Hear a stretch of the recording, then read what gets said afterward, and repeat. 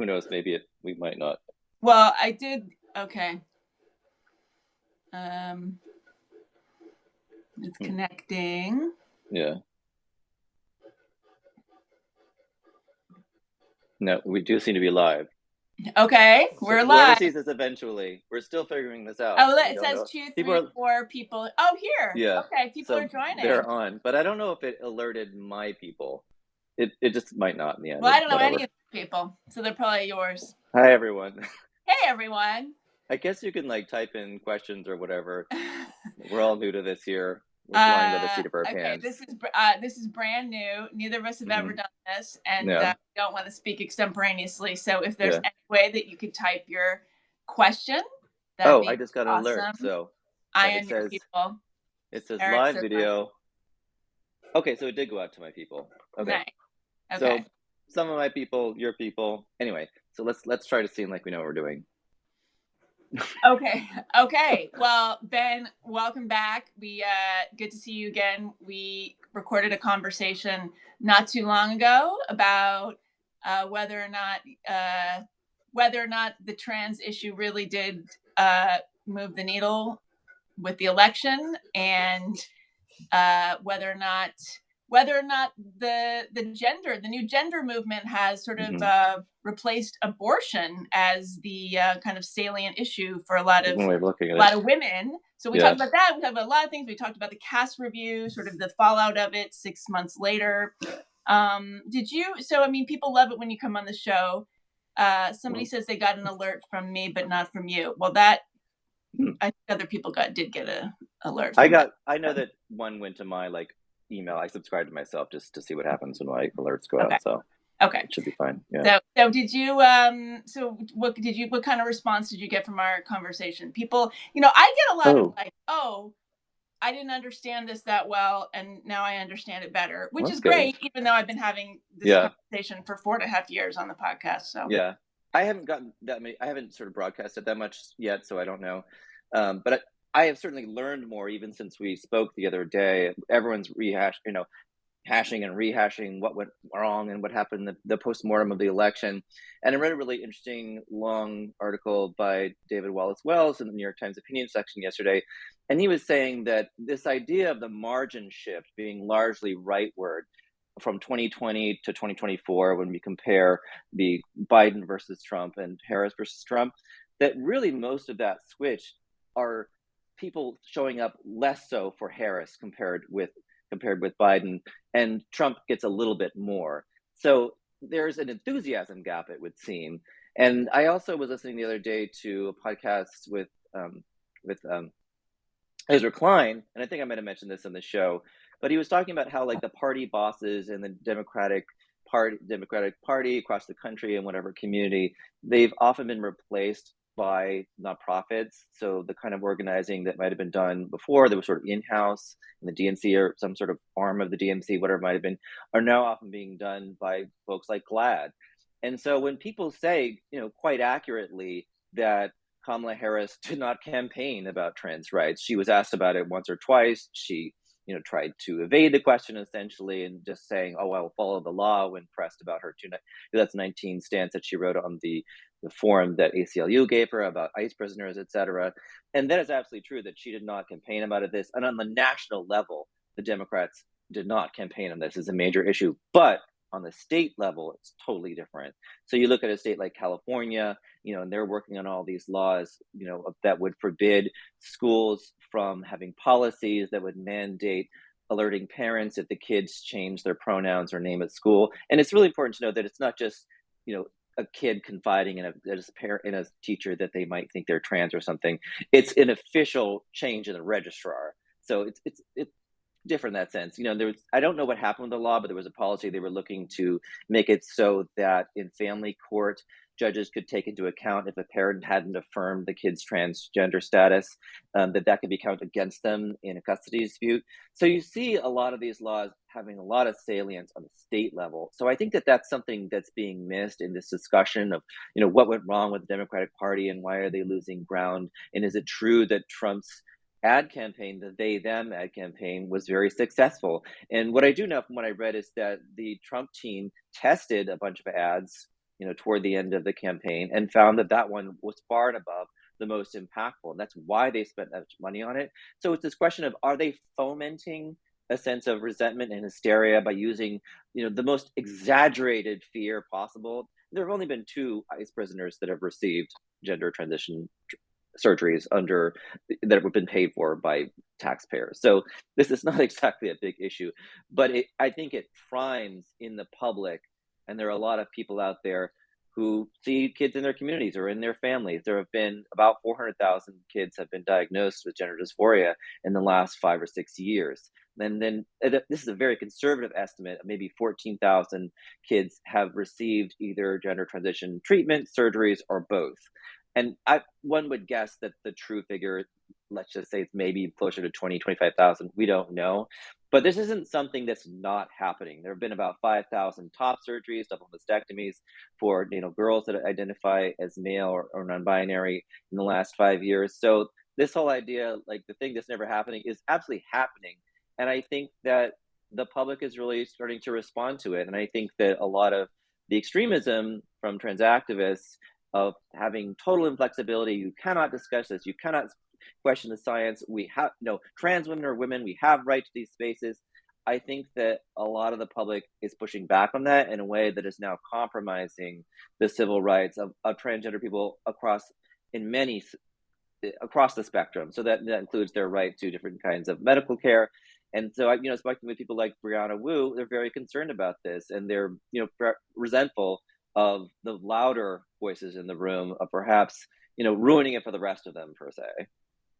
Right. Yeah. So there's several articles we were going to talk about. There was one recently by, I guess, the Masha Gessen now being going by M Gessen, I guess.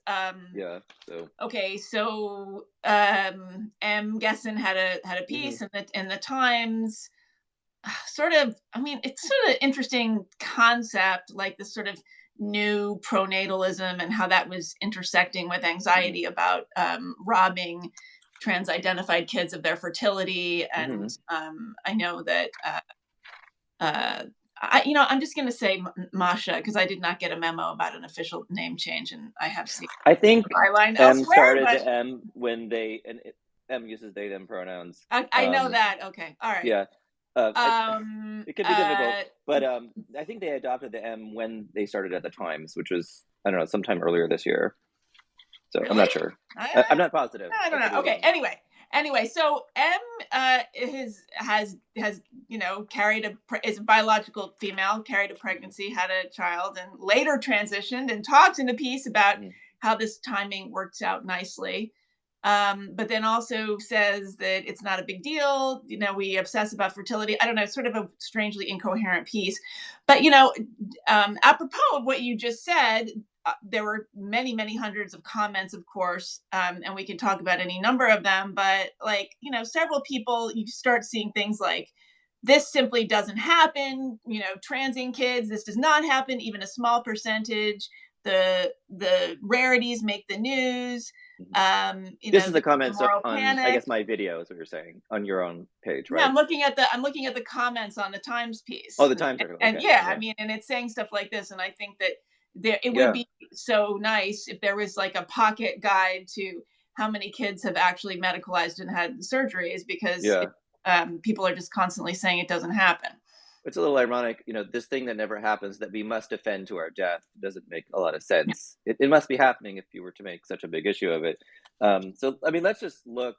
So essentially, M. Gessen is setting up this economy where they're talking about, it used to be that in order to get a sex change, it used to be called, you had to be sterilized. And that was until very recently the law, like in Scandinavian nations.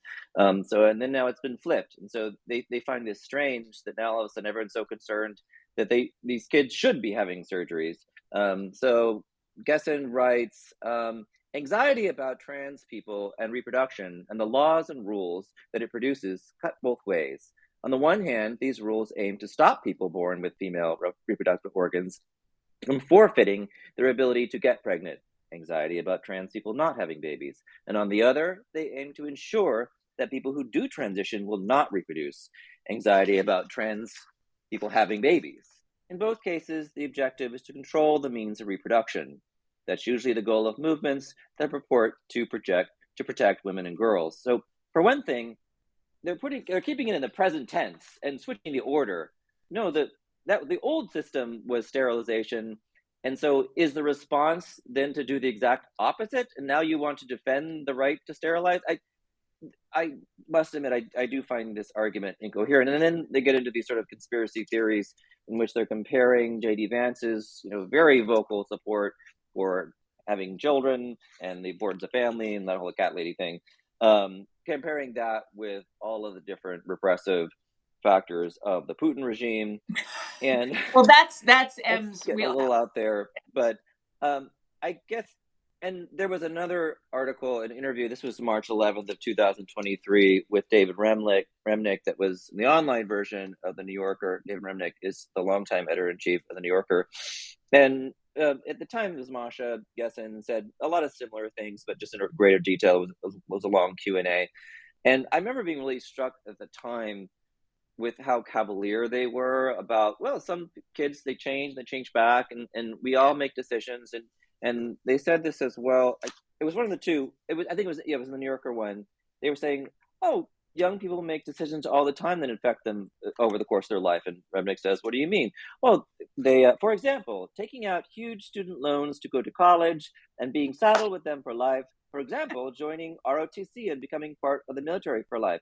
So Yeah. two things that happens when you're a young adult. You're between the ages of 17 and 19 when you take on those loans, and you have to be an adult to join the military. So there's that, and there's this false equivalence with comparing certain things that don't change your entire body and rob your body of function. And that's something that bothers me a lot. Like, oh, well, young women get breast implants or nose jobs all the time. Like, yeah, well, they can still smell and breastfeed children. And that, it's interesting to me that it is a very common attitude I'm finding amongst a lot of gay, queer, LGBTQ activists to find the thought of having children like so distasteful, to be almost rude, that you would suggest that any queer person would ever even want to have one, or that we should protect their right to have one, that there's something almost anti-gay about that or well, something. there's sort of it's a primitive concern. Yeah. So, and I haven't really spoken about this part of my own medical history much, just because I could just see people use it against me. But at this point, why not? But I mean, it's certainly very public knowledge that I had cancer 2.5 years ago. It started 3 years ago and sort of split into the next year. So I had testicular cancer. I had surgery, which means I've had an orchiectomy. And it's actually funny, and I didn't realize it for a long time, but uh, after I had my surgery, I was up and I couldn't sleep. I had a terrible headache, and I was in bed, and it was the New York Magazine cover issue on that trans man getting a penis had just come out. And I'm literally there, and I didn't even put it together that I just had my left testicle removed and replaced with a prosthesis. And I'm reading about this phalloplasty. I'm like, how interesting. And I remember being really struck by the wrath online towards this writer. And he had a sort of a very interesting past of having, I don't go into it, but so I myself, after I had surgery, and then I had a recurrence 3 months later, where they found that I had tumors around my lymph nodes, sort of lower part of my torso. So that means I had to have chemo. And all of a sudden, you're put on the conveyor belt, like you're in a rush. We got to get this done. We got to get this cancer out of you and just fry the bejesus out of you, which means that you have, some cursory fertility counseling, which is basically your doctor saying, oh, by the way, if you ever want to have kids, you might want to freeze your sperm. I myself have never had much interest in kids at all, and I was 43 years old, almost turned 44, but I did it, and let me tell you, it's very unpleasant. I had to go to this big townhouse that was, renovated into an office space, and like you're sitting in the lobby, and you're looking around and be like, what are you in for? And it's really dingy. And I remember this like a rabbi walked out with like two briefcases, one in each hand. I'm like, what was he up there for? Briefcase full of sperm. I don't know, but I was like, I just love it, like that a rabbi just walked out, like, and then they put you in this room, and you're literally right next door to a woman who's in her office typing with her door open and with paper thin walls, and I'm like, this is the least sexy place you've ever been. But long story short, you have to do it 4 times. It's very inconvenient. It's extremely expensive. I've sunk thousands of dollars to freeze this sperm until I basically in my mid-50s, and This then I wasn't figured, covered by insurance. Sorry to interrupt you. It no, wasn't. So they no, suggested this, but it wasn't. Were they like pushing this, like pressuring you, like you're no, gonna make no. It was like, it? oh, by the way, if you want to do this, and I'd already sort of heard that from talking to people before I even went to the oncologist, and it's funny because so I have a fish. I don't even know what happened to my sperm. I have a cousin who had the same cancer, and he's had 3 children naturally since having had this even worse chemo than I did. But I remember there was this moment like a year later where I had this sudden inkling of like maybe I do want children. And that was why I went to all the trouble, and that was why I spent all that money. And I was 43 years old, knowing that maybe I would meet someone, maybe in our relationship we would think it was important for us to have children, and I would totally revamp my sense of the future. I don't know. So I have this personal experience that draws a parallel to the notion of like when I was 9 years old or 12, I started puberty like 12, 13, you know, imagining if I had tried to make that decision at that age, 30 years prior, that's a remarkable difference to me. And so that's from my own personal experience why I think I tend to center the fertility issue in there, just because I've been through it and I know that it's unpleasant. And asking a child who's gender dysphoric who may have never masturbated before to do that in an almost public setting is an impossible task.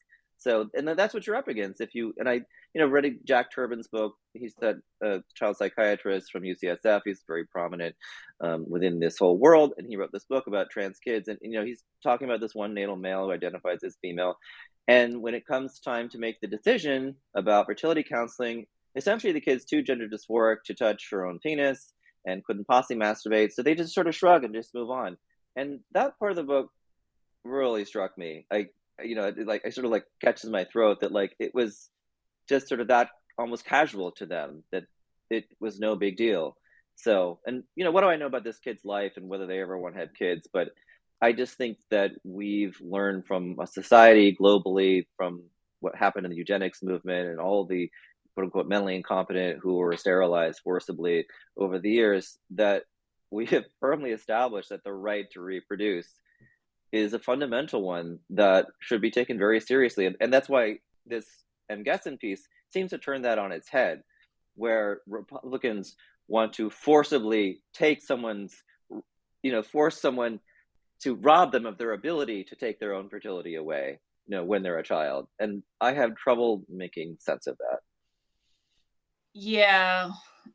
Sometimes M. Guesson has been a very important voice when it comes to, Russia. They are Russian. Their book, I think that red book that's the I forget what it's called, but one about all those sort of young people in Russia. Yeah. USSR. It's one of these things when people go out of their lane, which is fine, but I think. Well, how is it out of their lane if they are themselves transgender, though? Well, see, this is very interesting. Lived experience. It's not, it's lived experience, but I do think that if you're too close to something, it's nearly impossible to report on it with the required dispassion. You can write a personal essay, and you can express an opinion, but I think what we've seen in this movement, the people who are affected are often the least able to separate fact from fantasy and wish fulfillment, and everyone's projecting their own stuff. Someone just the other day reminded me, I think it was on Twitter, of that Anais Nin line. We don't see the world as it is. We see the world as we are. Yeah. And it's very. I'm sure Freud would have a lot to say about that. Projection, essentially. Yeah. We're all guilty of it. I think about that a lot with it. Lived experience is such a sort of a woke concept, and being of the most fundamental importance when you're going to opine on anything. We used to call it anecdotal evidence. That was the old term for it. Yeah. And there was some webinar I was in, and people were talking about how important that was in the context of, it was like HIV or monkeypox or something. And, that gay people should be really leading the charge in the epidemiological space, and, people with PhDs who do public health work. And I said, yes, but, when I was reporting about monkeypox, my favorite source was Jeffrey Klausner, who I didn't even realize until later was the straight man. And he's a longtime infectious disease expert at USC, and he's straight. but cares deeply about gay people, you know, is up to his ears in homosexuality. That's his whole career. But he was out front in cutting through the mess in saying this was a sexually transmitted infection that was transmitting almost exclusively through sex between men. No one else wanted to say that because they didn't want to alienate the other gays. But you know, he didn't care. You know, partly because he's an iconoclast and he just like doesn't give a fuck or whatever. But also, it really helped that he wasn't gay. So because you're not you don't have to you're not prioritizing the feelings of your tribe over the truth. But they weren't. And But was that messaging because they didn't want to alienate other gays? I thought it yeah, was also because they didn't want to stigmatized. make it a marginalized Yes, issue. I mean, they needed yes, the support of the heterosexual and often homophobic masses, so they said it was affecting everybody. yeah. They did, and the same thing happened with HIV in the '80s and late '80s and '90s. The CDC ran this very long campaign to convince everyone that you too and everyone is at risk at HIV. It was never true, and you know these things can in turn cause homophobia because you say, "Who did this to us? Who made us this scared? You people started it." Yeah, or So, you start thinking everybody you're worried. I mean, I yeah, wrote a lot about this. I wrote a piece about this in the mid 90s about how like these scare tactics are really affecting like young heterosexual people. Like you're always oh, worried like, oh, is my boyfriend like secretly uh-huh, gay and I'm listen. going to die and hmm it was I was an HIV test counselor at Columbia from early 1998 until 2001, uh, and our bread and butter were anxious young white women, you know, PhD students who were that I terrified. went so many times at this. hmm I mean, this is hilarious. Like when I was at Columbia, when I was in grad school at Columbia, every time I would go to the health services, I When get when were you like I there? had a cold, I'd be like, Yeah. "Oh, well, I'm here. I hmm guess I should get an HIV test, even Yeah. if there was zero reason. Yeah. Like I could have been celibate for the last year. Why not?" Yeah. And then I would get this, and then you would have to wait for 2 weeks, and then you would have to come back in person to get the It results. was And absolute torture. be Yeah. shitting your And then there, pants, and then and I love and it's, I love how like even when they give you tests these days, it's always like the first thing's cholesterol, the last thing HIV is always on the last page, and that just makes me insane. But anyway, we got off topic. But now this is a good um, topic. Can people ask questions, you I guys? don't So we even have know. Like, can 130 we see people that? here. We see. Oh, that's really great. Wow. Hi everyone. So if you're I able, I don't know where they type their question. If you can say your well, question. you could maybe they could just like email us or they could like Well, I'm message us looking on Twitter. through. You can also tweet at me, but I'm not seeing anything. Let me So, think. Why um, don't they could just message us through the app? oh, Like because I have it on my phone. I can look it on my oh, I phone. have. But then how do you? Sorry, we're being very. So I got my phone like I have it on the iPad. You could just Okay, message so me through I the have. app I'm if you using. want. I So have. and if anyone wants to, just like click on my little name on the thing and just message me. Okay. Um, but another article that I wanted to talk about that came out this week was this by Sam Levin in The Guardian. And sometimes, I mean, I pick and choose when I criticize other reporters, but interestingly enough, Sam Levin was class of 2012 at Columbia. I was 2001. And there's so much discussion about Abigail Schreier and her book, Irreversible Damage, and M. Gessen's work piece. And she was the year above me. So interestingly, that we're all in that trajectory. And you know, there's so much talk these days about Columbia being this haven for progressive activism, and they're all being indoctrinated. I don't know. I know when I read the paper, and there were all the riots, and they stormed Hamilton Hall, and all of that stuff.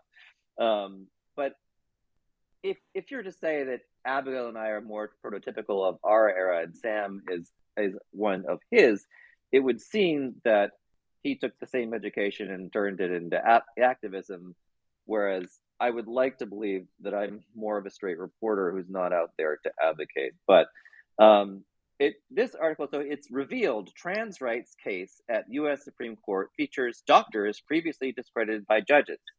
So it's a rundown of some of the what you know he portrays as a rogues gallery of these expert witnesses: Stephen Levine, what's his name, James Cantor, etc.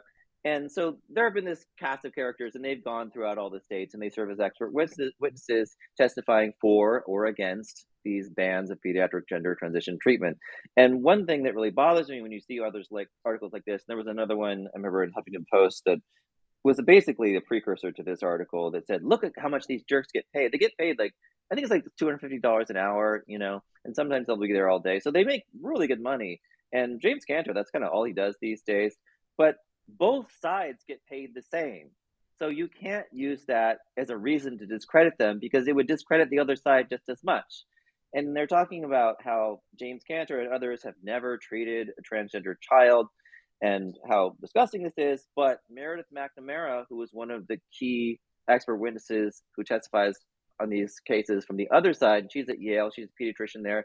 She said, when pressed, mind you, in a deposition and in the Alabama case that was unsealed over the summer, that she has never treated a child for gender dysphoria. In her whole career, she's had 2 children who have had gender dysphoria who she's referred out to a gender clinic. And this is somebody who's like really leading the movement. So I just see, you know, there's false balance in articles, and, you know, the other side is, you know, the classic example is it's climate change, you know, and like 3%, 2%, 1% of all climate scientists don't believe in anthropomorphic climate change. And yet, you know, when you have a panel, you set 2 of them together, you know, the for and the against guy. So it seems like it's balanced. But that's not what we're looking at here. So we have this whole article that is dismissing that essentially these experts are saying that the science is weak or is bunk or whatever. And the problem is he's totally discounting us. You know who else thinks this? 5 national health authorities across Europe, who have based their decisions on systematic literature reviews, which are the gold standard for scientific evidence analysis. And this part, Jesse Singal tweeted about this because Dr. Cantor sent the email to both Jesse and me, among others, that the email exchange that he had with Sam Levin right before the story came out. So Sam Levin told him like 24 hours before they're going to go to press, here's what I'm going to say about you. Do you want to say anything back? And that's a courtesy that's required of you. But you do that when your reporting is not really involving the other person. It's just going to make them look bad. It's also known as a hit piece. But what he did was, James Cantor said that, you know, it is the conclusion of all of those governing bodies that I just mentioned that the science is weak. But when Sam Levin quoted him, he quoted him as saying, this is my conclusion. And that is not at all. And there's like mischaracterizing, and then there's just full on misquoting him.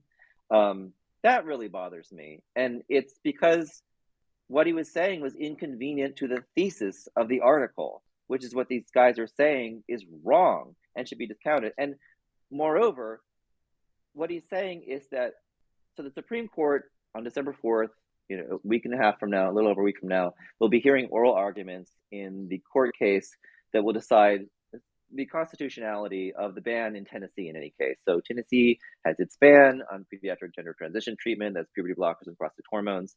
So the thing is, Sam Levin says in this article that if the court approves of the Sixth Circuit Court decision, which said that it was constitutional, that will be effectively validating all of this rogues galleries of quote unquote experts, you know, bad ideas. But the problem is the case doesn't actually hinge on that. And this is something that really bothers me with, I see like people with Michael Hobbs who come with these grand opinions that seem very influenced by activism. And I just want to say to them, did you do the homework? Did you do Who the is reading Michael before you showed Hobbs? up to class? Tell us Well, Michael who Hobbs Michael Hobbs is a very successful debunking podcaster who got very famous and successful, and apparently it's a very lucrative business with a podcast called You're Wrong About. And now he has 2. One's called If Books Could Kill, which debunks what they consider to be crappy airport self-help books, and another one called Maintenance Phase, which largely debunks bad ideas about diet culture, but also they go into the gender care issue. And so I want to say to people, did you do the reading? Have you read the briefs? I have spent the last several work days just sitting there. I have a pile of briefs. It's that thick. People have lives, Ben. You are privileged. You privileged. You have time to do things. It's literally you his are job. you are waving your freelance Well, laptop stay up document late or don't in write our these face. articles, because so here's how it boils down. What the court case, and it's not that the science is irrelevant, it's more in the margins. It's on 2 questions. So the Biden Justice Department is the one who got the complaint accepted by the Supreme Court. The ACLU was also pushing the case. Their complaint wasn't accepted. So technically, it's just the Justice Department, and the question is this ban a violation of the Equal Protection Clause in the 14th Amendment? So it boils down to two major questions. The Justice Department says you are discriminating based on sex, because you cannot disentangle sex from these bans of these kids' treatments, and you are discriminating against transgender youth as what's called a quasi-suspect class. So suspect classes are race and national origin. So over time, Supreme Court has decided that if there's discrimination that's based on race, it raises the highest bar to clear to see if it's justified and constitutional. It might be. It's a very high bar. And then there's a quasi-suspect class, which gets intermediate scrutiny, and that sex counts as that. The first case that sort of triggered this was in 1976, and the last was the Virginia military. It's a VMI. I forget what the I stands for, but it was a 1996 case. That was essentially Ruth Bader Ginsburg's life's work, was to instill this in the interpretation of the Constitution. So it is very difficult to get a new quasi-suspect class approved by the Supreme Court.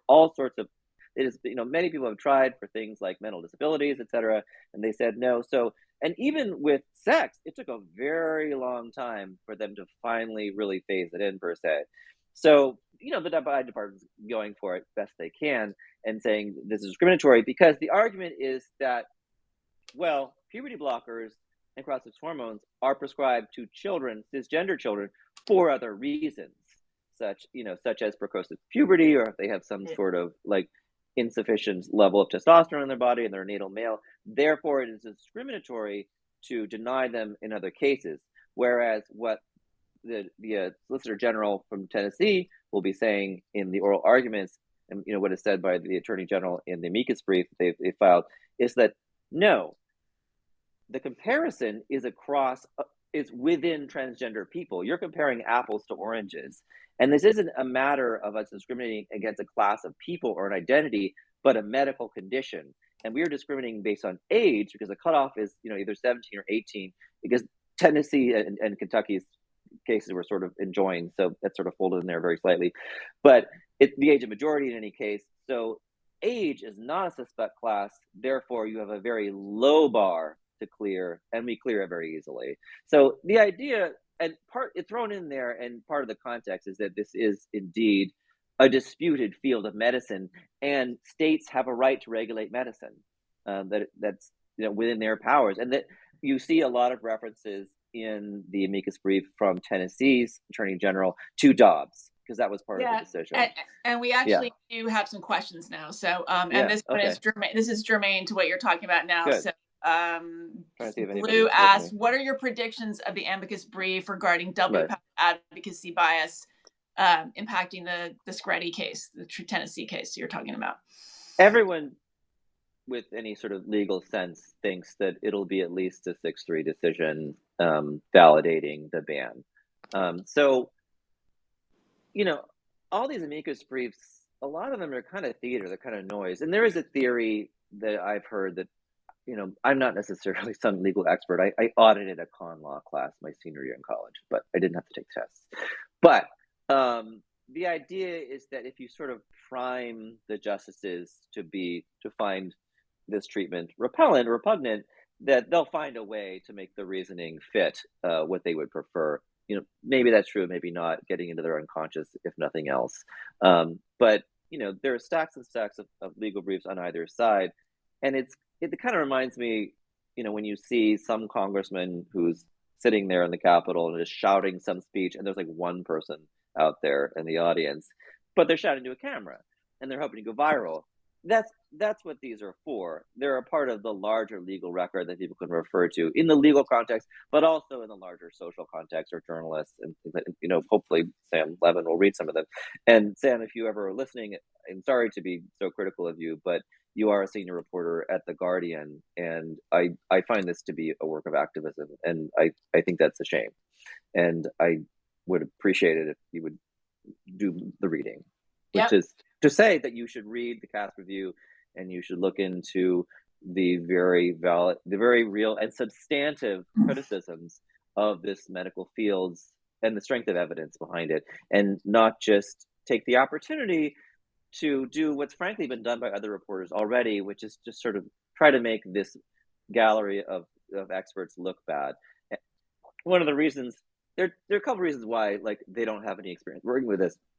Some people favor that. They think that's actually a good idea because if you don't have any skin in the game, I think like we were referring to earlier, you might have a more objective view of the science. And that's certainly true when you're looking at evidence-based medicine analyses. People who do systematic literature reviews often don't have direct experience in the field. They just know science. And I lost my train of thought, but well, there's a couple of questions. Yeah. So, okay, so David asks, what do you think will emerge when Democrats review the impact of, for example, trans issues in the outcome of 2024? Yeah. Will they reject self-ID? Will they double down on the extremist trans position regarding women's sports, single-sex spaces, etc.? Yeah, I don't know. I mean, there's been so much commotion in the last few days with Nancy Mace. It's, and we saw AOC certainly come out very strongly against her. So just like more culture war in the Capitol. It's hard to say. So many of these things happen more on a local level. But there's a new bill that they're trying to put out, I guess, to sort of penalize any hospitals that do any kind of gender transition treatment for minors. And who knows if that's coming out of some Republicans? Who knows if that'll get anywhere? But it's a question of, do the Democrats, quote unquote, throw the trans people under the bus? I couldn't say. It's I think it's too early to tell where we're going with all that. Can we talk about the Nancy Mace thing for a second? Because there's things I'm confused about. So the issue is this trans woman named Sarah McBride, who's a congresswoman. It's very strange because I have a friend named Sarah McBride. So as do many of us probably. Yeah, I'm sure.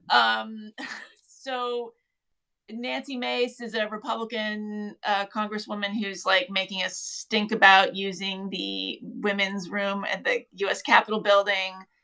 And then Sarah McBride is saying, well, I never intended to do that anyway. We're also hearing things like each congressperson has their own bathroom in their own office, which I actually highly doubt. If you are a very junior level person, I doubt I don't know. Your own bathroom, but I've heard that. I'm not sure. But I mean, it's a big complex. You can't be, it's like that scene in Hidden Figures when she's running to the bathroom and takes her half an hour every time. Right. Like, come on, can you imagine? But I don't know all the details of this case, but it really just feels like Nancy Mace is using this as a publicity grab and really offensive. And I feel really bad for Sarah McBride. She sounds like she was just trying to do her job and it sucks. So yeah, I mean, she's really tried to behave very even-handedly, not lose her cool. Posted statements saying like, I'm not here to engage in these kind of battles. I'm here to fight people of Delawareans, as they're called. So, it would seem the Democrats are really on her side. But I mean, Nancy Mace put out these 2 videos where she's like triumphantly walking towards the camera. I don't think it was, I was just about to say something I think I would regret if I said out loud. But a lot of splash. The second one, she's almost wearing like a feather boa. It's a jacket, but that looks like a feather boa. So she's dressing like a drag queen. A little bit. And there were some, jokes about gays could have advised you in her outfit going around. But I mean, interestingly, Nancy Mace is sort of famous in my mind because there was some sort of congressional hearing that happened a couple of years ago where Alejandra Caraballo, who's this very aggressive trans activist who is a clinical law instructor at the cyber law clinic at Harvard Law School, which is, it's not like you're a professor, it's sort of like you're helping law students with their work essentially. And I don't know why Alejandra Caraballo was there, to make very clear, Alejandra has been very awful to me and has made my life very difficult and is, a quite difficult person. And Nancy Mace was grilling Alejandra by saying, did you send this tweet? And she printed it out as they do, make a big splash for the cameras. And what it was after the Dobbs decision, and Alejandra Caraballo had said that all these justices who had decided to overturn Roe should never know peace in public again. So, effectively calling for violence against major public figures, which, as we've seen, there was a judge, I believe it was in New Jersey, who was murdered a couple of years ago. So, and she's like, did you send this? Did you know that I carry a gun? Nancy Mace was saying, for protection, because all the threats I get. And Cara Bio just crumbled beneath the face of this woman, looking down on her and condescending to her and sort of reading her the riot act. So that's another context in which we've seen Nancy Mace interacting with the trans context. But yeah, I mean, I guess you hear a lot of sort of hyper feminists saying that under no circumstance should I ever be in the bathroom with a natal male. Like, why, aren't you just going into the different stall to pee? Like, what could really happen? This idea of sexual assault. Like, well, is there any evidence of this happening? I'm not aware of this being a big problem. Are you blowing this out of proportion? But, for some women, that's a really hard line. And I guess it's hard to argue with somebody who says, I'm a woman, we have a right to our spaces for the sake of being secure and safe, and that person makes me feel unsafe. So, it's hard for me to argue with that person's sense of security as much as I would argue that it doesn't really make that much of a difference. I mean, they would say but you tell me, you're like, a man, you're a man. right. I do understand the logic. I mean, I do think people Yeah. have different lived experiences and trauma Right. histories, and I mean, these cases have happened. They're not super common, but this gets back to what we were talking about in the conversation, which is feel like if passing is the standard, Right, then you're effectively rewarding rewarding passing, somebody yeah, passing. And so I don't know. I'm very torn about all of this. I yeah. see both sides. Okay, and actually this is relevant. Sorry guys, Mm-hmm. it's hard for me to read on the screen here. So Oh yeah, I see them just now. I don't 100% of everyone I know, this is somebody's comment, of every gender has never heard of the SCOTUS Bostock v. Clayton County decision. I think people watching may appreciate knowing about this ruling. Oh yeah, we should talk about that. Okay, Definitely. and how outside of bathroom medical coverage, it seems all other civil rights protections Yeah. are now So covered. Bostock versus Clayton County was a court case. The central case was about a transgender woman who had worked for a funeral parlor for a long time and then transitioned from male to female and then was fired accordingly. So she sued, and so it was a big surprise to a lot of the public court watchers that the case was five. It was 5-4. No, it was 6-3 because we still had more liberal people. There were 4 liberals, and it was John Roberts and Gorsuch wrote the decision, and everyone was very surprised by that because he's such a conservative. But there was this textualist argument that was successful with him. I don't know a lot about what that means, but that was what happened. And so they found that under the Civil Rights Act of 1964, Title VII, the line about sex discrimination, that you could not disentangle sex from this context. And so that is what enshrined in the Constitution workplace protections for both gender identity as well as homosexuality, because that was also a part of the larger case. So the real question, and they're trying to argue that the Justice Department is trying to argue, is that that same reasoning applies under the Equal Protection Clause of the Constitution, the 14th Amendment of the Constitution. And this it's called a but-for test. But for sex, this wouldn't have happened. And don't ask me to really explain this, but you get this long description from the Attorney General of Tennessee of why the but-for test should absolutely not apply to the Constitution. So I don't ask me to opine expertly on that, but that's essentially what's happening. So what I've heard from other legal experts is that, in fact, one of the reasons that they decided to take the case in the first place is they wanted to clean up Bostock, to say yes, we did mean that we want these protections for trans people in these contexts, in the workplace context, but we didn't mean everything. And if they were indeed to overturn this law, it would have a profound effect across so many different domains about transgender people. So the reverse, if in the reverse context, with them saying that it is constitutional to ban these treatments for kids, that could indeed have a very negative spill out to make it easier, essentially, to discriminate in different contexts. I'm not saying whether discrimination is good or bad in that case, but the sort of on its face discrimination will be more possible and sort of more legally inviting in other contexts. So Okay. Somebody asked me a question of whether I thought, so Jay says, do you think it's necessary to be a freelance journalist like you are in order to be fully free to report about youth gender medicine? Or do you think the tide is turning at the mainstream publications in regards to ideological capture of trans activism? Well, yes, I absolutely think that part of the reason that I'm able to do what I do and why you see, people like Jesse Singal, they tend to be more independent, being able to do this because, if your boss says no, that's one thing I like about being a freelancer. If one publication says no, you can take it somewhere else, and that way I am really able to work where I feel what most interests me or what I think will make the greatest impact. And no, I do not see a major shift in the mainstream publications. I think that the GLAAD truck that they drove around the New York Times in February of last year was extremely effective. I know this because I've been told that by other editors that they're afraid of it. I think You GLAAD, think the they're still liberal, afraid of it? I feel like, were we no talking one's, about this? I just we had this did. I think, conversation. I feel like they've like yeah. stood up to it now. Well, the Times, very much to their credit, A.G. Sulzberger pushed back against GLAAD and against the contributors letter, and they defended their own journalists, Emily Bazelon, Azine Qureshi, and said, we support our reporters. We think that they've done very fine work.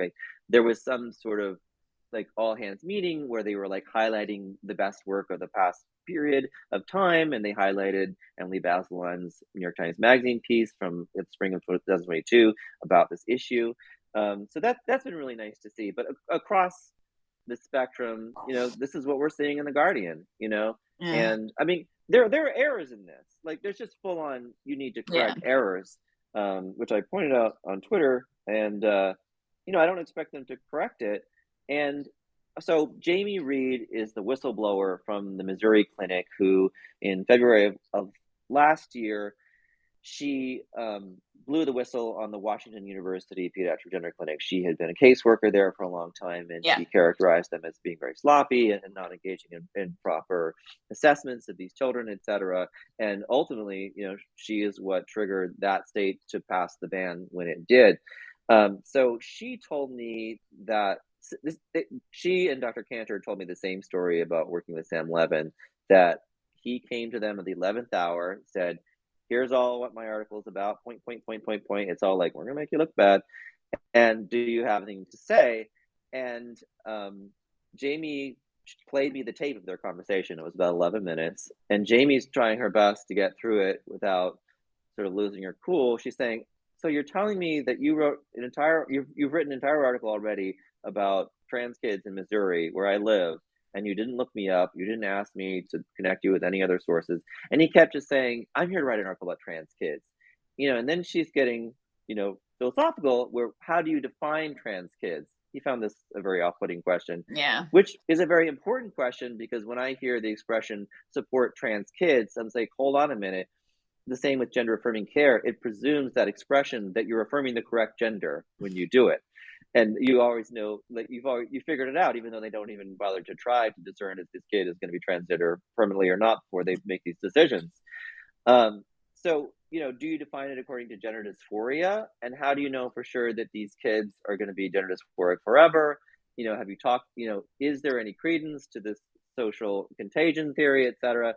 And clearly Sam had made up his mind. He'd written the article already, but clearly he started there because, if you wanted to explore the subject and to say, is there anything to this other side? Does Jamie Reed have a point? You would interview her, you would read her stuff, and you would say, like, what, I'm going to make an editorial call. I think she's crackpot. She doesn't belong in my article. So, like, the fact that in both cases, he's written these very critical articles about people and their expertise, about things, about their own work, without interviewing them, except for the courtesy call at the last minute, which you have to do to keep them from suing you. Usually, like, there's one big publication I work for, and they have a requirement where you cannot publish until it's been 24 hours since you sent that email. Oh, which publication is that? I don't want to say, but just like a big one that I write for. Okay. It's just like that's their policy for indemnifying themselves against lawsuits. Like, well, we gave you the opportunity to respond. Yeah, no, you have to. That's what he's doing. Yeah. It's somewhat perfunctory in a way, but ultimately the call between Sam and Jamie did not go well, and she ultimately just kind of hung up on him, and she told me she felt bad about that. But I find that troubling, to only approach a major source in your story at the end of your reporting, like when you literally only have a day left. It speaks to a lot of, like, whether there's open-mindedness on the reporter or not. No, I mean, we see this more and more, and who knows what kinds of pressures they're under to get the story out quickly, and they're appeasing all sorts of audiences. All right, well, getting out of the weeds a little bit here, Brian asked, and this is a very Thanksgiving relevant question, do you have any advice for starting conversations about gender affirming care with minors Yes. and friends and family, specifically as a 30-year-old gay man living in a very blue city? That's fascinating. I forget where I was, but I was in what was a sort of tense conversation somewhere with somebody, and I was sort of setting it up like a lawyer, so I don't recommend doing this, but, I said to them, like, "Well, how do you feel about, like, reproductive autonomy? And, like, how do you feel about forced sterilization that's occurred through history? Okay, well, how do you feel about whether a child has the capacity?" And not only that, but, like, the adults have to consent on behalf of the child. So is that ethical for adults to make that decision, et cetera? Um, that's a really good question. I mean, it's really hard to know, like, the different contexts, but I I think that if you just sort of look at it really dispassionately, just describe what a systematic literature review is, what they do, how they analyze evidence, but then have answers for the ultimate like series of follow-up questions where you say like, okay, well, there's been a half a dozen systematic literature reviews from all these different expert groups of the last 4 years that have found that the evidence for gender transition treatment for children is weak and uncertain. And then often you'll hear, yes, but that's also true for many other types of treatment. And you're like, okay, now we need to get a little bit more complicated and look into sort of like sort of a matrix of different possible scenarios. So if you have a treatment it's really low risk, you know, and like the risk of it is like no big deal. Like you could, and it's not a very severe condition, and like the risk of not treating isn't a big deal either. Like you can get away with lower evidence. Also, if the risk of it is high, like let's say giving aspirin to children when they have a fever because of Ray's syndrome, um, the evidence based on using Tylenol as an alternative is actually pretty low, but because there's a safe alternative, so you don't really need to get a lot of really intense research into there in that one. Or let's say that you have a very absolutely fatal condition and there are no other options. And someone comes up with one and says, like, for all we know, this is really risky.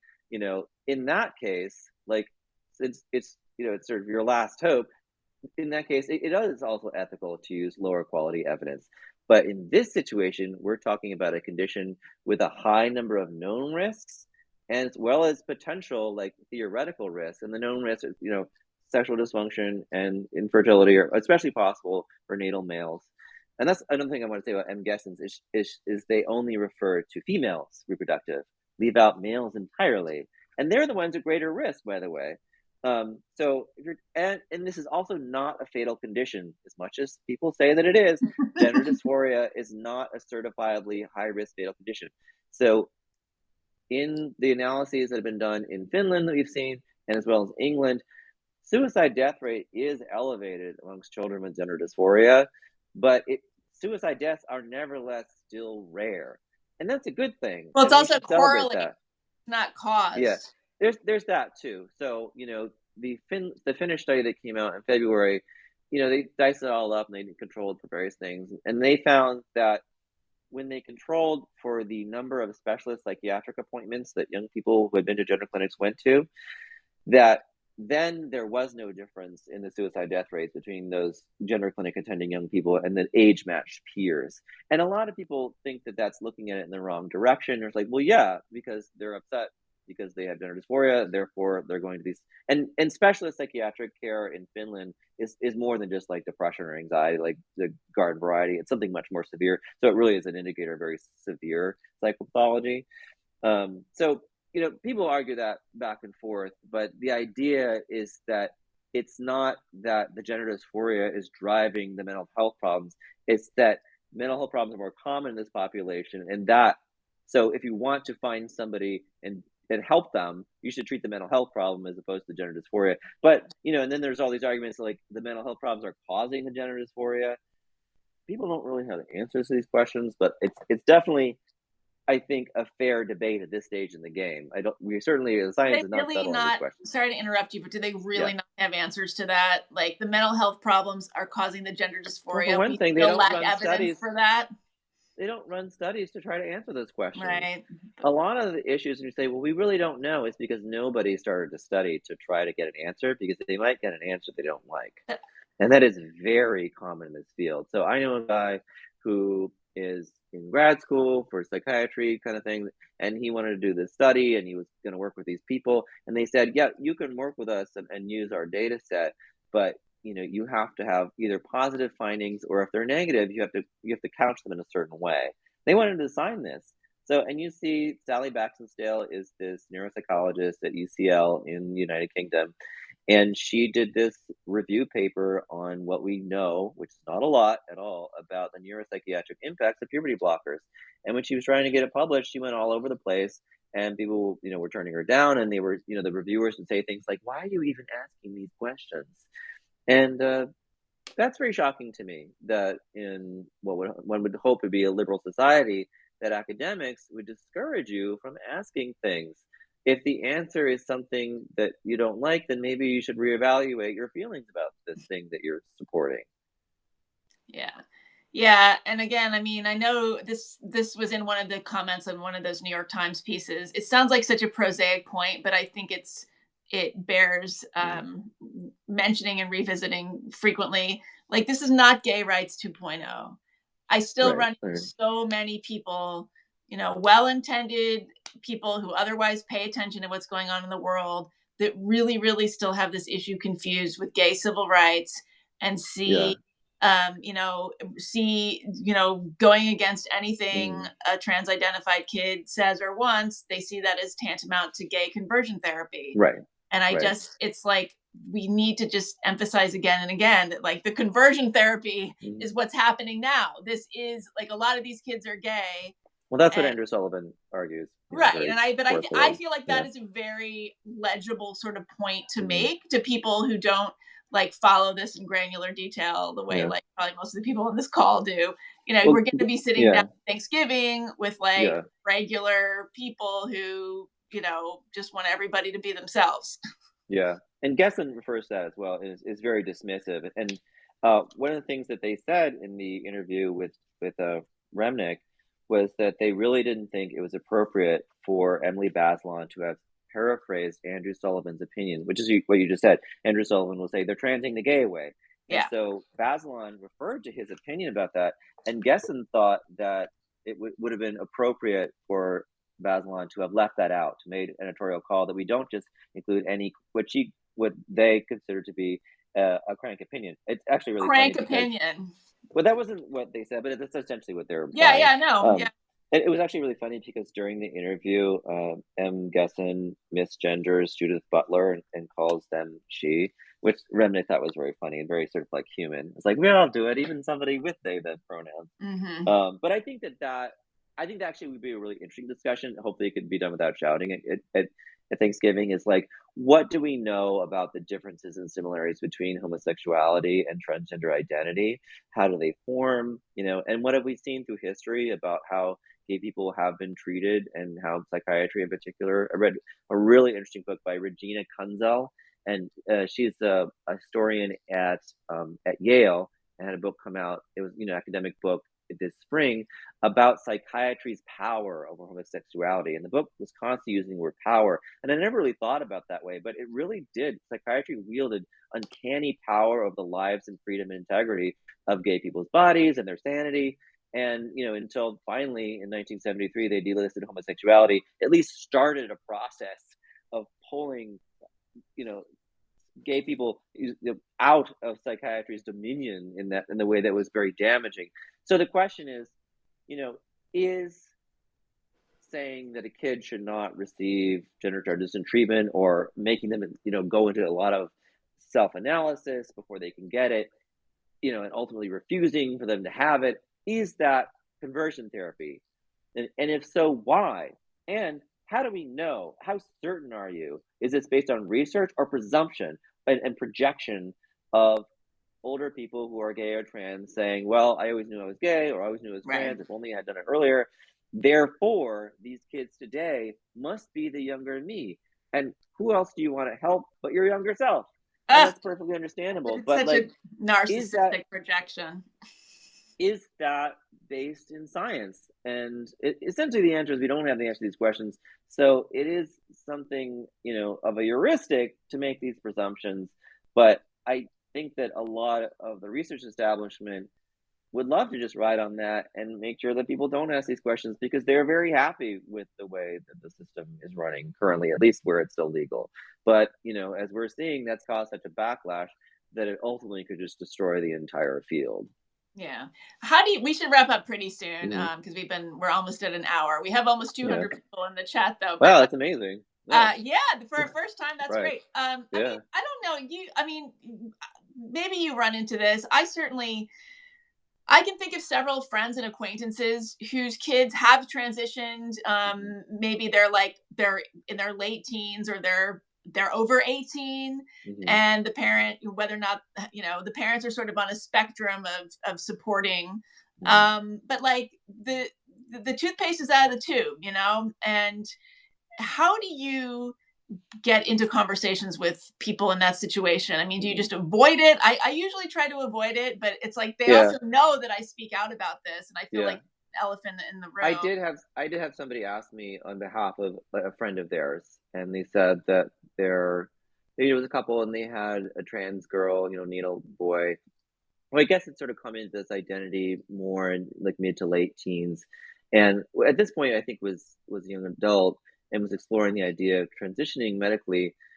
And I guess my question is if puberty is already finished, so you don't have that biological clock, possibly demanding you make a decision now to ward off the quote unquote wrong puberty, then what is the rush? Is it not better to explore this in therapy for a long time?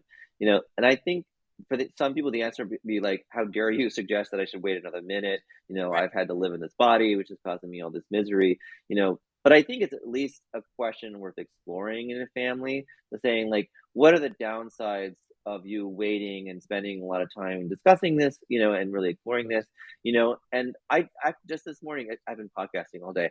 I had this great discussion on Dollcast, which is Brianna Wu's podcast with all these trans women, and one of them had transitioned, I think, in her 20s, and she said like she researched this thing like it was a dissertation, and she went out there and read all of the arguments against and for and talked to all these people, and it it kind of makes me think of when I sort of decided, I think I'll be a journalist. Yes, I shall. And I didn't go out and interview other reporters, like, what's it like? And is there a downside? Will you make any money? Is this career If going you had, anywhere? you would not have continued. You would Oh, have I actually once did a career day at my high school, and the first thing I said was, "Do not go into this field unless you have family money. Like, you will not succeed." And one of them is now in the fellows program at the New York Times and publishes there all the time. And I'm like a little envious of him.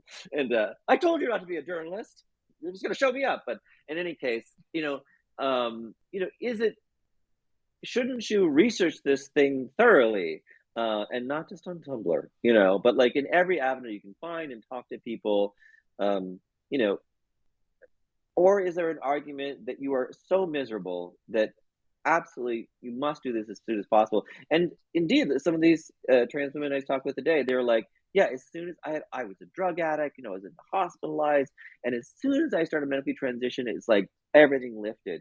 But what, especially this is Brianna Wu telling me this, is she's saying like she sees herself as like the right candidate, and for some people, maybe that's not true. And they've been sold a bill or bought a bill of goods that maybe they ultimately were disappointed. And I would hope that part of the counseling, that if there's any that goes into working with anybody of any age, is managing expectations. With anything in life, and I've been psychoanalysis for so long, and my analyst was always talking about this idea that, especially in American culture, this idea of get the perfect house, the perfect body, the perfect family, perfect dog, that you'll finally be happy. And is that part of the thinking that goes into transition, that this will be a panacea? And maybe for some people it will be, but if expecting it to be one might set you up for a disappointment of nothing else. So, but Yeah. look, like it's a bit strange for me to be advising people about this, since I obviously am not a transgender woman. So like I must be sort of like put a big asterisk next to everything I just said. But like, I guess that's just sort of my impression that like there are people who rush into this and regret it. And, so you have sort of question of like, might that be you? And how can you figure out the best you can whether that might be you before you Yeah. make an irreversible decision? Right. And also the kinds of people who are going to go on a podcast, like you just described, you're going to over index for people who are going to be more curious and critical thinking about Yeah. it. I Yeah. mean, Yeah. you've got large swaths of kids on the autism spectrum Mm. who are not able to really tease out anything. I mean, there's just the cohort that we're talking about now is so much different than anything that was Yeah. going And I think that's hard on years. for, trans and gay people, of whatever, over 35 or something, is to say, like, these kids are not the people that is a very different prototype. Right. Primarily natal girls who identify as male, gender dysphoria, and it's at the onset of puberty. So that's very different. Whereas historically, it was a very small population of natal boys who felt that way from a very young age. And so that's the classic transsexual, and that's what Brianna Wu essentially is. And so, and I kind of push back when I play devil's advocate today, saying, like, aren't you really just policing trans identities so that only people like you can get in? And that's kind of her point, because she's concerned that this sort of larger movement has swept in a lot of people who don't belong for their own good. Like, you are mistaken about your identity, and it will be not only not to your benefit, but it's actually harming the larger sort of true transsexual movement, because now everyone is furious, and we've got people who don't pass going Yeah. into the other bathrooms, and people with penises are in the women's room, and there are all these legal cases. So I don't know how common this is, but all it takes is one in lips of TikTok to cause a lot of people to get very upset. Yeah. Is all I can say. I'm not saying that she's a trustworthy source of information, but she certainly can stir the pot. Yeah. Yeah. Well, we should probably wrap up. Does anybody have press? I don't know. I did this get recorded even? Good question. It does. It ends up sort of like a recording of it, like it's sent out in your email eventually, I think. Hang on, everybody. Yeah. We're gonna get Hugo is here. This is what Hi, you Hugo. this is what you pay for. He is okay. All right. Well, Ben, thank you. Yeah, Thanks for doing this. Thanks for coming on. So follow me if you don't already. It's follow Ben, follow me. Please subscribe. Yeah. Please become whatever. a subscriber. Share. Paying is fun, Yeah, I'm gonna do more of these, and they will be for paying subscribers. Yeah. All right. Girls gotta make a living. Thank you. Thanks, everybody. Okay. Bye. Relax. Bye.